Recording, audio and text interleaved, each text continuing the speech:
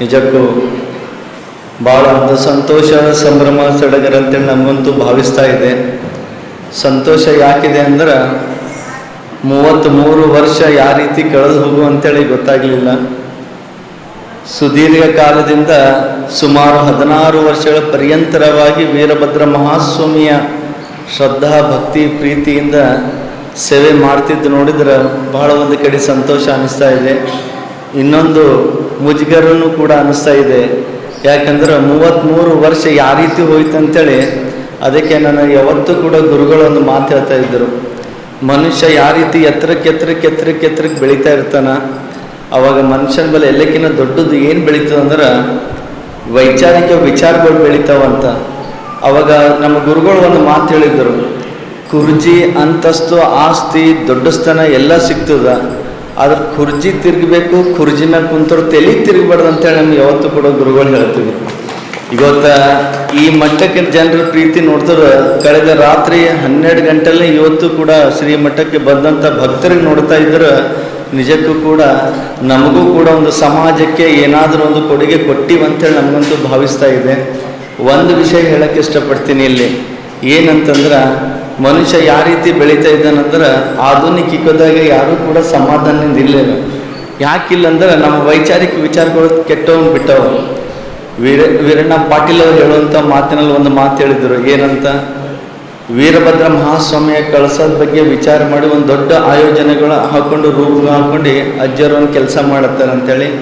ನಿಜಕ್ಕೂ ಕೂಡ ಒಂದು ನಾನು ಇಷ್ಟಪಟ್ಟು ಹೇಳ್ತೀನಿ, ವೀರಭದ್ರ ಮಹಾಸ್ವಾಮಿ ಬಳಿ ಇಂಥ ಶಕ್ತಿ ಇದೆ ಅಂತಂದ್ರೆ ನೀವು ಹೀಗೆ ಬೇಡ್ತಂದ್ರೆ 24 ಇಲ್ಲ 12 ಗಂಟೆ ಒಳಗೆ ನಿಮ್ಮ ಬಳಿ ತಂದು ಕೊಡುವಂಥ ಅದ್ವೈತ ಶಕ್ತಿ ಯಾರಾದ್ರೂ ವೀರಭದ್ರ ಮಹಾಸ್ವಾಮಿ ಬಳಿದೆ.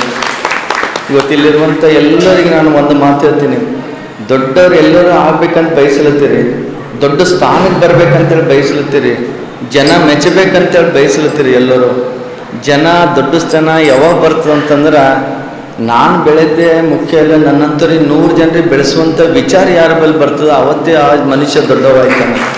ಇವತ್ತು ನಾನು ಬೆಳೆದೀನಿ ಅಂತಂಬದ್ದು ದೊಡ್ಡ ಮಾತಿಲ್ಲ, ನನ್ನ ಬೆಳೆಸಿರುವಂಥ ಪ್ರೀತಿ ಕೊಟ್ಟಂಥ ಭಕ್ತರು ಬಹಳ ಮುಖ್ಯವಾದಂಥ ಪಾತ್ರವಿದೆ. ಅದಕ್ಕೆ ಅನಭಾಯಿ ಒಂದು ಕಡೆ ಮಾತು ಹೇಳ್ತಾನೆ, ಏನಂತ, ಜಬ್ ತುಮ್ ಆಯೇ ಇಸ್ ಜಗ್ ಮೇ ಜಗ್ ಸೆ ತುಮ್ ರೋಯೆ, ಜಬ್ तुम आए इस जग में जग से तुम रोए, ऐसे कर कर चलो कि जग रोते रहना तुम हंसते जाना. ಇವತ್ತು ನಾವು ಹುಟ್ಟಿದ್ದಾಗ ಜಗತ್ತು ನಗ್ತಾ ಇತ್ತು, ನಾವು ಅಳ್ತಾ ಇದ್ವಿ. ಯಾಕಂದ್ರೆ ನಾವು ಹುಟ್ಟಿವಂಥ ಸಂತೋಷ ತಾವೆಲ್ಲರೂ ಪಟ್ಟಿರ್ಬಾರ್ದು, ತಂದೆ ತಾಯಿ ಎಲ್ಲರೂ. ಆದರೆ ನಾವು ಜೀವನ ಬಿಟ್ಟಾಗ ಜಗತ್ತು ಅಳುವಂಥ ಕಾರ್ಯ ನಾವು ಮಾಡಬೇಕಾಗಿದೆ. ಇವತ್ತು ನಮ್ದೊಂದು ಸುದೈವ ಅಂತೇಳಿ ನಾನಂತೂ ಭಾವಿಸ್ತೀನಿ. ಇವತ್ತು ಬೆಳಗ್ಗೆ ಒಬ್ಬ ಪತ್ರಕರ್ತರನ್ನು ಕೇಳಿದರು, ಅಪ್ಪಾಜಿ ಮುಂದಿನ ಯೋಜನೆ ಏನಂಥೇಳಿ. ಮುಂದಿನ ಯೋಜನೆ ಇಷ್ಟೇ, ಜೀವನ ಉದ್ದಕ್ಕೂ ಕೂಡ ಕ್ರಿಯಾಶೀಲಕರಾಗಿ ಬದುಕನ್ನು ಕೆಲಸಕ್ಕಾಗಿ ಸೀಮಿತ ಇಟ್ಕೊಂಡು ಕೆಲಸ ಮಾಡೋದು. ಎಂದು ಕೆಲಸ ಮುಗಿತದ ಅಂದ ಸಮಾಜ ನಮ್ಮ ಕೆಲಸ ಮುಂದಕ್ಕೆ ತೊಗೊಂಡು ಹೋಗಲಿ ಅನ್ನೋದು ಒಂದು ವಿಚಾರಕೊಂಡಿವಿ ಅಂತೇಳಿ ಹೇಳಕ್ಕೆ ಇಷ್ಟಪಡ್ತೀನಿ. ಇಲ್ಲಿ ಎಲ್ಲರಿಗೂ ಕೂಡ ನನ್ನ ಹುಟ್ಟುಹಬ್ಬದ ನಿಮಿತ್ತವಾಗಿ ತಾವೆಲ್ಲರೂ ಕೂಡ ಬಂದಿರಿ. ತಮ್ಮೆಲ್ಲರಿಗೂ ಅಂತಃಕರಣದ ಮಂಗಲ ಆಶೀರ್ವಾದಗಳು. ವೀರಣ್ಣ ಪಾಟೀಲ್ ಅವರು ಹೇಳ್ತಾ ಇದ್ದರು, ಟೀಕೆ ಟಿಪ್ಪಣಿಗಳು ಸಾಕಷ್ಟು ವಿಷಯಗಳು ಬಂದಿದ್ದೇವೆ, ನಿಜಕ್ಕೂ ಕೂಡ ಸತ್ಯವಾದಂಥ ಮಾತು. ಅದಕ್ಕೆ ಮಾಡುವಂಥವ್ರಿಗೆ ಎಲ್ಲರಿಗೂ ಕೂಡ ಟೀಕೆ ತಪ್ಪಿದ್ದಿಲ್ಲ. ಸ್ವಾಮಿ ವಿವೇಕಾನಂದರು ಬಿಟ್ಟಿಲ್ಲ, ನಮ್ಮಂತರಿಗೆ ಬಿಡ್ಲಿಕ್ಕೆ ಸಾಧ್ಯ ಇಲ್ಲ. ಅಂಥ ವೈಚಾರಿಕ ವಿಚಾರಗಳು ಇಟ್ಕೊಂಡೆ ನಾವು ಮುಂದೆ ಹೋದಾಗ ಮಾತ್ರ ನಮ್ಮ ವೀರಭದ್ರ ದೇವಸ್ಥಾನ ಭೂ ಕೈಲಾಸವನ್ನಾಗಿ ಮಾಡೋದ್ರಲ್ಲಿ ಯಾವುದೂ ಸಂದೇಹ ಇಲ್ಲ ಎಂಬ ಮಾತನ್ನೇ ಹೇಳೋದ್ರ ಮೂಲಕ ತಮ್ಮೆಲ್ಲರಿಗೆ ಒಂದು ಕಡೆಯ ಸಂದೇಶ ಕೊಡ್ಲಿಕ್ಕೆ ಇಷ್ಟಪಡ್ತೀನಿ. ಏನು ಸಂದೇಶ ಅಂದ್ರೆ, ಮನುಷ್ಯನ ಬಾಳಲ್ಲಿ ತಾವೆಲ್ಲರೂ ಕೂಡ ಉತ್ತರಕ್ಕೆ ಹೋಗಬೇಕು. ತಮ್ಮೆಲ್ಲರ ಬಾಳ ಬಂಗಾರ ಆಗಬೇಕಿತ್ತಂದ್ರೆ ಇವತ್ತಿನದು ಒಂದು ಕೆಲಸ ಮಾಡಿ. ಏನು ಕೆಲಸ ಅಂತಂದ್ರೆ, ಮತ್ತೊಬ್ಬರ ತಪ್ಪು ಎಣಿಸೋದು ಬಿಟ್ರಂದ್ರೆ ಭಾಳ ಒಳ್ಳೆಯ ವ್ಯಕ್ತಿಗಳಾಗಿ ಒಳ್ಳೆಯ ಸಮಾಜ ನಿರ್ಮಾಣಕ್ಕೆ ಮಾಡೋದು ಸಾಧ್ಯ ಆಗ್ತದೆ. ಯಾಕೆ ಈ ಮಾತು ಹೇಳ್ತೀವಿ ಅಂತಂದ್ರೆ, ಒಂದು ಏನಾದರೂ ಒಂದು ಯಾವುದೋ ಒಬ್ಬ ಮನೆಗೆ ಶಾಂತಿ ಕರೆದನಂದ್ರೆ ಅವನ ಮನೆಗೆ ಹೋಗಿಬಿಡ್ತೀವಿ. ನಾವು ಹೋಗ್ಬಿಟ್ಟು ಅವನಿಗೆ ಒಳ್ಳೆ ರೀತಿಯೇ ಹರಿಸಿ ಆಶೀರ್ವಾದ ಮಾಡಿ ಬರೋಂಥ ವಿಚಾರಗಳು ನಮ್ಮಲ್ಲಿ ಯಾರ ಬಲ್ಲೂ ಇಲ್ಲ. ನಾವು ಏನು ಹುಡುಕ್ಲತ್ತೀವಿ ಅಂದ್ರೆ ಮತ್ತೊಬ್ಬರ ತಪ್ಪು ಹುಡುಕದ ವಿಚಾರಗಳು ಇಟ್ಕೊಂಡು ಬಿಟ್ಟಿವಿ. ಅದಕ್ಕೆ ಅನಭಾಯಿ ಒಂದು ಕಡೆ ಮಾತಾಡ್ತಾನ, ಏನಂತ, ಕಿಸಿ ಕಿ ಗಲ್ತಿಯೋಂ ಕಾ ತೂ ಹಿಸಾಬ್ ಮತ್ ರಖ್, ಕಿಸಿ ಕಿ ಗಲ್ತಿಯೋಂ ಕಾ ತೂ ಹಿಸಾಬ್ ಮತ್ ರಖ್, ಖುದಾ ಬೈಠಾ ಹೈ ತೂ ಹಿಸಾಬ್ ಮತ್ ರಖ್. ಯಾಕಂದ್ರೆ ಭಗವಂತ ಕುಂತಾನೆ ಎಲ್ಲರೂ ತಪ್ಪು ಎಣಿಸ್ಕೋತಾ, ಅದರ ವೈಚಾರಿಕ ವಿಚಾರಗಳು ಇಟ್ಕೊಂಡು ಮತ್ತೊಬ್ಬರ ಜೀವನ ಹಾಳು ಮಾಡೋಂಥ ವಿಚಾರಗಳು ತಾವ್ಯಾರು ಇಟ್ಕೋಬೇಡ್ರಿ ಎಂಬ ಮಾತನ್ನೇ ಹೇಳೋದ್ರ ಮೂಲಕ ಯಾಕೆ ಈ ಮಾತು ಹೇಳ್ತೀನಂದ್ರೆ, ಯಾರು ಹಣೆ ಬರೋದಾಗಿನ ಯಾರು ಕಸ್ಕೊಲಿಕ್ಕೆ ಆಗಂಗಿಲ್ಲ. ಮತ್ತೊಬ್ಬರು ನೋಡಿ ನಾವು ಹುಟ್ಟಿ ಕಿಚ್ಚಿ ಪಡೋದು ಅದು ನಮ್ಮ ವ್ಯರ್ಥ. ಅದಕ್ಕೆ ಸಮಾಧಾನ, ನೀವೆಲ್ಲರೂ ಕೂಡ ಈಗ ಸಮಾಧಾನದಿಂದ ಕೇಳುತ್ತೀರ ಮಾತುಗಳು, ಎಂಥ ಸಮಾಧಾನ ಅನ್ಸುತ್ತವ. ಅದಕ್ಕೆ ಸಮಾಧಾನ ಕಡೆ ಅನುಭವಿ ಒಂದು ಕಡೆ ಮಾತಾಡ್ತಾನೆ ಏನಂದ್ರೆ, ಆತ್ಮ परमात्माची स्वरूप आहे. आत्मा परमात्माची स्वरूप आहे, त्यांच्या कारण तुमच्या आत्मा शुद्ध ठेवा. ಇದರ ಅರ್ಥ ಏನಂದ್ರೆ, ಹೃದಯದಲ್ಲಿ ಭಗವಂತನ ನೆಲೆ ಇದೆ ಅಂತ. ಯಾರ್ದು? ಪರಮಾತ್ಮನ ನೆಲೆ ಇದೆ ಅಂತ ದೇಹದಾಗ. ಆ ದೇಹ ನಾವು ಯಾವ ರೀತಿ ಶುದ್ಧ ಇಟ್ಕೋಬೇಕು ಒಂದು ಸಲ ವಿಚಾರ ಮಾಡ್ರಿ. ತಾವು ಒಂದು ತಿಂಗಳ ಪರ್ಯಂತ ತಾವೆಲ್ಲ ಪುರಾಣ, ಕೀರ್ತನ, ಭಜನ, ಶ್ರವಣ ಎಲ್ಲ ಮಾಡತ್ತೀರಿ. ನಾನು ಒಂದು ದುರ್ದೈವಿ ಏನು ಅನ್ಸಂದ್ರೆ, ಭಾರತ ಸಂಸ್ಕೃತಿ ಸಭ್ಯತೆ ಉತ್ತುಂಗಕ್ಕೆ ಒಯ್ಬೇಕಂದ್ರೆ ನಮ್ಮ ವಿಚಾರಗಳು ಹೆಂಗಲ್ಲತ್ತವಂದ್ರೆ, ಶ್ರಾವಣ ಮಾಸ ಬಂದಾಗ ಮಾತ್ರ ಭಗವಂತನನ್ನು ಸ್ಮರಣೆ ಮಾಡೋದು, ಶ್ರಾವಣ ಮಾಸ ಬಂದಾಗ ಮಾತ್ರ ಭಜನೆ ಕೀರ್ತನೆ ಕೇಳೋದು, ಶ್ರಾವಣ ಮಾಸ ಬಂದಾಗ ಗುರುಪಾದ ಗುರು ಸೇವೆ ಮಾಡುವಂಥ ವಿಚಾರಗಳು ಬೆಳೆಸ್ಕೊಂಡ್ಬಿಟ್ಟಿವಿ. ಅಂದಾಗ ಮನುಷ್ಯ ಸ್ವರ್ಗಕ್ಕೆ ಹೋಗ್ಬೇಕಾಗ್ಯದ. ತಾವೆಲ್ಲರೂ ಹುಟ್ಟೀವಿ, ಈಗ ನಾವು ಎಲ್ಲಿಗೆ ಹೋಗ್ಬೇಕಾಗ್ಯದ? ಮುಕ್ತಿ ಎಂಬ ಹಾದಿಗೆ ಹೋಗ್ಬೇಕಾಗ್ಯದ, ಹೌದಾ? ಅದಕ್ಕೆ ಮನುಷ್ಯನ ಜೀವನದ ಬಂತರ ಸಂಗತಿಗಳು, ಒಂದನೇದು ಪುಣ್ಯ, ಎರಡನೇದು ಪಾಪ, ಮೂರನೇದು ಗುರುಮಂತ್ರ. ಪುಣ್ಯದ ಕೆಲಸ ಮಾಡಿದರೆ ಮನುಷ್ಯನು ಸ್ವರ್ಗಕ್ಕೆ ಹೋಗುತ್ತಾನೆ, ಪಾಪದ ಕೆಲಸ ಮಾಡಿದರೆ ಮನುಷ್ಯನು ನರಕಕ್ಕೆ ಹೋಗುತ್ತಾನೆ. ಗುರುಮಂತ್ರ, ಗುರು ಆಡಿದಂಥ ಶಬ್ದ ವಾಕ್ಯ ನಿಮ್ಮ ಜೀವನದಲ್ಲಿ ಅಳವಡಿಸಿಕೊಂಡಿದ್ದೆ ಆದ್ರೆ ಆ ಶಬ್ದ ಎಲ್ಲಿ ಕರ್ಕೊಂಡು ಹೋಯ್ತು ಅಂದ್ರೆ ಸಾಕ್ಷಾತ್ ಈಶ್ವರನ ದರ್ಶನ ಮಾಡಿಸ್ತದಂತ. ಇವತ್ತು ಒಳ್ಳೆ ಪ್ರವಚನಗಾರ ಕುಂತು ಅವ್ರ ಕೀರ್ತನ ಒಳ್ಳೆ ಒಳ್ಳೆ ಮಾತುಗಳು ಕೇಳ್ತೀವಿ, ನಾವು ಮನೆಗೆ ಹೋಗಿ ಏನು ಮಾಡುತ್ತೆ ಅದೇ ಮಾಡುತ್ತೀವಿ.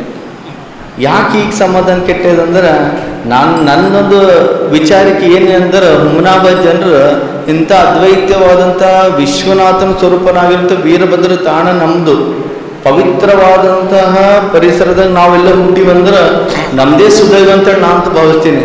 ಅಂಥ ವೀರಭದ್ರನ ಆಶೀರ್ವಾದ ಇಂಥ ಒಂದು ಪ್ರಕೃತಿದಾಗ ನಾವೆಲ್ಲ ಬದುಕ್ಲತ್ತೀವಂದ್ರೆ ನಿಮ್ಮಂಥ ಭಾಗ್ಯಶಾಲಿ ಯಾರೂ ಇಲ್ಲ. ನಾವು ಏನು ಮಾಡ್ಕೊಳ್ತೀವಿ ಅಂದ್ರೆ, ಇವತ್ತಿನ ಹಿಡಿದು ಸಮಾಧಾನ ಕೆಡಿಸ್ಕೊಳ್ಳೋಕೆ ಹೋಗ್ಬೇಡ್ರಿ. ಯಾಕೆ ಕೆಡಿಸ್ಕೊಂಡು ಅಂತಂದ್ರೆ ನಿಮ್ಮದೇ ಹಾಳಾಯ್ತದೆ, ಯಾರ್ದು ಹಾಳಾಗೋದಿಲ್ಲ.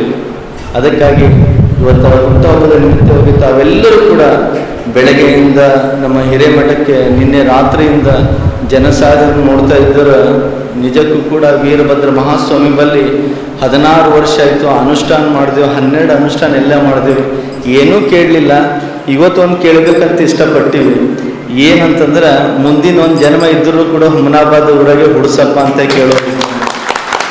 ಯಾಕಂದ್ರೆ ಚಿಕ್ಕ ವಯಸ್ಸು 33-34 ವಯಸ್ಸಿನಲ್ಲಿ ಎಲ್ಲನೇ ಕೊಟ್ಬಿಟ್ಟನ. ರೂಪ, ಲಕ್ಷಣ, ಬಂಗಾರು, ಆಸ್ತಿ ಪಾಸ್ತಿ, ಅಂತಸ್ತು, ಐಶ್ವರ್ಯ, ಅವನಿಗೆ ಸಿಂಗರ್ ಅದ ಅದು ಸಿಂಗರ್ ನಮಗೆಲ್ಲನೇ ಕೊಟ್ಬಿಟ್ಟಾನೆ. ಯಾಕಂದ್ರೆ ನಿಜಕ್ಕೂ ಕೂಡ ಈ ಜಗತ್ತಿನಾಗ ನನ್ನಂಥ ಭಾಗ್ಯಶಾಲಿ ಯಾರಿಲ್ಲ ಅಂತ ನಾನು ಮೊದಲು ಭಾವಿಸ್ತೀನಿ. ಯಾಕಂದ್ರೆ ಇಂಥ ಒಂದು ಸುದೈವ ಇಲ್ಲೆಲ್ಲ ಹುಮನಾಬಾದ್ ಜನರ ಒಂದು ಪ್ರೀತಿ.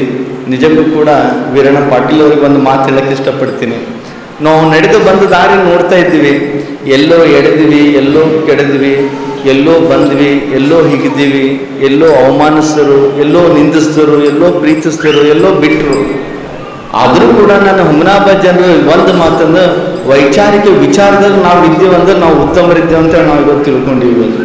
ಯಾಕೆ ಈ ಮಾತಾಡ್ತೀನಂದ್ರೆ, ಸ್ವಾಮಿಗಳು ಯಾವತ್ತೂ ಕೂಡ ಒಂದು ಮಾತು ಹೇಳ್ತಾ ಇದ್ದರು, ರಾಮಯ್ಯ ಸ್ವಾಮಿಗಳು. ಏನಂತಂದ್ರೆ, ಮನುಷ್ಯನ ಮಾತಿಗಳಿಗೆ ತಲೆ ಕೆಡಿಸ್ಕೊಂಬಂಗಿಲ್ಲೋ, ಮನುಷ್ಯನ ಮಾತಿಗೆ ತಲೆ ಕೆಡಿಸ್ಕೊಂಬಂಗಿಲ್ಲೋ ಆ ಮನುಷ್ಯ ಎತ್ತರಕ್ಕಾಗಿ ಬೆಳೀತಾನಂತ. ಆ ಎತ್ತರಕ್ಕೆ ಬೆಳೆದ್ರಿಂದ ಮತ್ತೊಬ್ಬರ ತಲೆ ಕೆಡಿಸುವಂಥ ವ್ಯಕ್ತಿ ಆಯ್ತಾನಂತ. ಅವರೊಂದು ಸೂತ್ರ ಹಿಡ್ಕೊಂಡು ನಾವು ನಡೆದೀವಿ. ಇಲ್ಲಿರುವಂಥ ಎಲ್ಲರಿಗೂ ನಿಜಕ್ಕೂ ಕೂಡ ಹುಟ್ಟುಹಬ್ಬದ ಪ್ರಯುಕ್ತವಾಗಿ ತಾವೆಲ್ಲರೂ ಪಾಲ್ಗೊಂಡಿದ್ದೀವಿ. ವಿಶೇಷವಾಗಿ ನಮ್ಮ ದೇವಸ್ಥಾನದ ಎಲ್ಲ ಸದಸ್ಯರಿಗೂ, ಗೌರವಂತ ಅಧ್ಯಕ್ಷರಿಗೂ, ಎಲ್ಲರಿಗೂ ಕೂಡ ನನಗೆ ಈ ಕಡೆಯಿಂದ ಹೃತ್ಪೂರ್ವಕ ಅಭಿನಂದನೆಗಳು. ಯಾಕಂದ್ರೆ ಇವತ್ತನ್ನು ಈ ರೀತಿ ನಾವು 33-34 ವಯಸ್ಸಿನಲ್ಲಿ ಇವತ್ತು ಹುಟ್ಟಿದಬ್ಬ ಆಗಿದಂತ ನೋಡ್ತಾ ಇದ್ದರೆ, ಈ ವರ್ಷದ ಹುಟ್ಟಿದಬ್ಬ ನಾವು ಸುವರ್ಣ ಅಕ್ಷರದಲ್ಲಿ ಬರೆದಿಟ್ಟರೂ ಕೂಡ ಅತಿಶಯೋಕ್ತಿ ಆಗಲ್ಲ ಅಂತೇಳಿ ನಾನಂತೂ ಭಾವಿಸ್ತೀನಿ. ಇಲ್ಲಿರುವಂಥ ಎಲ್ಲ ತಾಯಿಂದರಿಗೆ ಒಂದು ಮಾತು ಹೇಳ್ತೀನಿ, ಸುಂದರವಾದಂಥ ವಾತಾವರಣ ನಿರ್ಮಾಣ ಮಾಡಬೇಕಿತ್ತಂದ್ರೆ ದೇವಸ್ಥಾನದಾಗ ಸ್ವಲ್ಪ ಸಮಯ ಹತ್ತದ. ಹೌದಲ್ಲ. ಯಾವುದೇ ಕೂಡ ಇವತ್ತಾಗಬೇಕು ನಾಳೆಗಾಗಬೇಕೆಂಬ ಕೈಯಾಗಿಲ್ಲ. ಯಾಕಂದ್ರೆ ನಾ ಯಾವತ್ತೂ ಕೂಡ ಹೇಳ್ತೀನಿ, ಎಲ್ಲರೂ ಹೇಳ್ತಾರೆ ಅದು ಮಾಡ್ರಿ ಇದು ಮಾಡ್ರಿ, ಇದು ಆಗಬೇಕು ಅದು ಆಗ್ಬೇಕಂತೇಳಿ. ಆದ್ರೆ ವೀರಭದ್ರನ್ ಯಾವಾಗ ಅನುಕಂಪ ಆಯ್ತದ ಅವಾಗೇ ಆಯ್ತದ. ನಾವು ಏನು ತಿಕ್ಲಾಡ್ರೂ ಆಗ್ಲಿಕ್ಕೆ ಸಾಧ್ಯ ಇಲ್ಲ. ಇದು ಸತ್ಯವಾದಂಥ ಮಾತು. ಯಾಕಂದ್ರೆ 16 ವರ್ಷ ನಾನು ಕೂಡ ನಿರಂತರವಾಗಿ ವೀರಭದ್ರ ಮಹಾಸ್ವಾಮಿ ಸೇವೆ ಮಾಡೀವಿ. ಅವ ಯಾವಾಗ ಮನಸ್ಸು ಬರ್ತದೆ ಅವಾಗೇ ಕರ್ಸ್ಕೊತಾನ. ನಾವು ಮಾಡಬೇಕು, ನಾವು ಹೋಗ್ಬೇಕು. ನಿಮ್ಮಲ್ಲೂ ಕೂಡ ವೀರಭದ್ರ ಮಹಾಸ್ವಾಮಿಗಳು ಬೆಳಗ್ಗೆ ಎದ್ರಂದ್ರೆ ಏನೂ ಮಾಡ್ಲಿಕ್ಕೆ ಹೋಗ್ಬೇಡ್ರಿ, ಸೀದಾ ಬರ್ರಿ, ದರ್ಶನ ಮಾಡ್ರಿ, ನಿಮ್ಮ ಕೆಲಸದ ಮೇಲೆ ಕುಂಡ್ರಿ. ಅವು ನಿಮ್ಮ ಕೆಲಸ ಯಾವ ರೀತಿ ಹೋಗಂಗಿಲ್ಲ. ನಾನು ಹೇಳೋದು ಉತ್ತುಂಗರವಾದ, ನೀವು ಭಾಳ ಬಂಗಾರ ಆಗ್ಬೇಕಿತ್ತಂದ್ರೆ ವೈಚಾರಿಕ ವಿಚಾರಗಳು ಚೆನ್ನಾಗಿ ಇಟ್ಕೊಳ್ರಿ, ಸಮಾಜ ಪರಿಪೂರ್ಣವಾಗಿ ಇಟ್ಕೊಳ್ರಿ. ನಾವು ಇಲ್ಲೆಲ್ಲ ಯುವಕರಿಗೆ ನೋಡ್ತೀವಿ, ಆರೋಗ್ಯಪೂರ್ಣವಾದಂಥ ಸಮಾಜ ನಿರ್ಮಾಣ ಮಾಡಬೇಕಾಗ್ಯದ. ಇವತ್ತು ನಾವು ಹುಮನಾಬಾದ ನೋಡ್ತಾ ಇದ್ರೆ ನಿಜಕ್ಕೂ ಕೂಡ ಧರ್ಮ ಎಲ್ಲಾದ್ರೂ ಉಳಿದಂದ್ರೆ ನಮ್ಮ ಯುವಕರ ಕೈಯಲ್ಲಿ ಉಳಿದಂತೇಳಿ ನಾನಂತೂ ಭಾವಿಸ್ತೇನೆ ಇವತ್ತು. ಯಾಕಂದ್ರೆ ರಾತ್ರಿ 2 ಗಂಟೆ 3 ಗಂಟೆ ಆದರೂ ಭೀ ನಿನ್ನೆ ನಮ್ಮ ಜೊತೆ ಬಂದು ಭಜನಿ ಕಾರ್ಯಕ್ರಮದಲ್ಲಿ ಇಂಥ ಯುವಕರು ಇವತ್ತು ಆನ್ಲೈನ್ ಟ್ವಿಟರ್ ಅಂತ ಜಮಾನದಾಗ ನಮ್ಮಂಥ ಸಂಘಟನೆ ಕೂತ್ಕೊಂಡು ಭಜನೆ ಆಲಿಸ್ತಾರಂದ್ರೆ ಎಂಥ ತಾಣ ಅದು, ಪುಣ್ಯ ತಾಣದಂತೇಳಿ ನಾನಂತೂ ಭಾವಿಸ್ತೀನಿ. ನಮ್ಮೆಲ್ಲಿರುವಂಥ ಎಲ್ಲ ತಾಯಿಂದರಿಗೆ ನಾನು ಕಡೆಯ ಮಾತು ಹೇಳುತ್ತೀನಿ, ಏನಂತ, ತಮ್ಮ ಮಕ್ಕಳಿಗೆ ಉತ್ತಮವಾದಂಥ ಸಂಸ್ಕಾರ ಕೊಡಿ, ಒಳ್ಳೆ ವಿಚಾರ ಕೊಡಿ. ಗುರು ಅಂದ್ರೇನು, ಶಿಷ್ಯ ಅಂದ್ರೇನು, ಭಕ್ತರಂದ್ರೇನು, ದೊಡ್ಡವರಂದ್ರೇನು, ಬೆಲೆ ಕಟ್ಟಲಾರಂಥ ವಿಚಾರಗಳಿಗೆ ಮತ್ತೊಬ್ಬರಿಗೆ ವ್ಯಕ್ತಿತ್ವ ವಿಚಾರ ಕೊಡುವಂಥ ಮಾತುಗಳು ಕಲಿಸ್ರಿ ನಿಮ್ಮ ಮಕ್ಕಳಿಗೆ ಎಂಬ ಹೇಳುವ ಮಾತನ್ನು ಹೇಳೋದ್ರ ಮೂಲಕ ನನ್ನ ಕಡೆಯ ಮಾತು ಹೇಳಕ್ಕೆ ಇಷ್ಟಪಡ್ತೀನಿ. ವೀರಣ್ಣ ಪಾಟೀಲ್ ಅವರಿಗೂ ಹಾಗೂ ಇಲ್ಲಿರುವಂಥ ಎಲ್ಲ ಸದಸ್ಯರಿಗೆ, ತಾವು ಇವತ್ತು ಹಾಕಿರುವಂಥ ಹೂ ಕೂಡ ಬಾಡಬಹುದು, ತಾವು ಹಾಕಿರುವಂಥ ಶಾಲ್ ಕೂಡ ನಮ್ಮಲ್ಲಿ ಹರಿದು ಹೋಗ್ಬೋದು.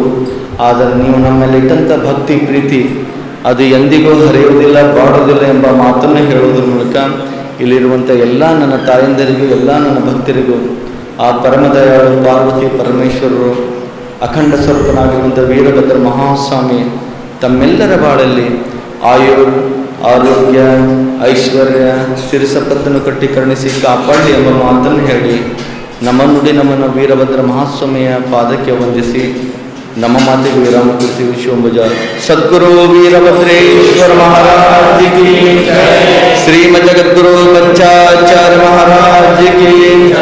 ಮಾನವ ಧರ್ಮಕ್ಕೆ ಧರ್ಮದಿಂದಲೇ ವಿಶ್ವಕ್ಕೆ ಧರ್ಮದಿಂದಲೇ ವಿಶ್ವಕ್ಕೆ ವಂದೇ ವಂದೇ. ಜಯ ಮಂಗಲಂ ಜೈ ನಮಃ ಪಾರ್ವತೇಶ್ವರ ಹರ ಮಹಾದೇವ. ಶಿವಂಬಜ. ಟಿವಿಎಸ್ ಕಂಪನಿಯ ತರತರಹದ ಮಾಡೆಲ್ ಬೈಕ್ ಖರೀದಿಸಲು ಯೋಚಿಸುತ್ತಿದ್ದರೆ ಎಸ್ವಿ ಟಿವಿಎಸ್ ಶೋರೂಮ್ ನಿಮಗಾಗಿ ತರುತ್ತಿದೆ ಹೊಸ ಮಾಡೆಲ್ಗಳ ಹೊಸ ಬೈಕ್ಗಳು. ಟಿವಿಎಸ್ನ ಎಲ್ಲಾ ತರಹದ ಬೈಕ್ಗಳು ಹಾಗೂ ಎಲ್ಲಾ ಬೈಕ್ಗಳ ಸರ್ವಿಸ್ ಹಾಗೂ ಅವುಗಳ ಸ್ಪೇರ್ ಪಾರ್ಟ್ಗಳು ಕೂಡ ಲಭ್ಯ. ಹಾಗಿದ್ರೆ ಹಿಂದೆ ಭೇಟಿ ನೀಡಿ ಎಸ್ವಿ ಟಿವಿಎಸ್ ಶೋರೂಮ್ ಮಾಲೀಕರು Lokesh RJ, Bharat petrol bunk ಎದುರುಗಡೆ, ನಾಗಲಕ್ಷ್ಮಿ ದಾಬಾ ಹತ್ತಿರ, ಗುಲ್ಬರ್ಗಾ ರೋಡ್, ಹುಮ್ನಾಬಾದ್. ನಿಮ್ಮ ಬೈಕ್ ಅನ್ನು ಕಾಯ್ದಿರಿಸಿಕೊಳ್ಳಲು ಹಿಂದೆ ಸಂಪರ್ಕಿಸಿ 8494951009 ಅಥವಾ 08483